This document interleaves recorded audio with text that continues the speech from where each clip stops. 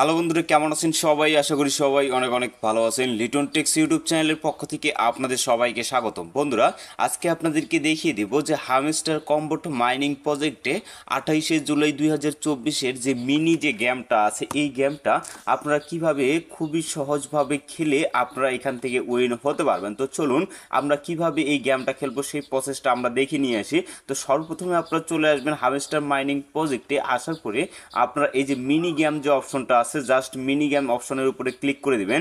Click করার পরে আপনাদের মাঝে কিন্তু এরকম একটা ইন্টারফেস চলে আসবে।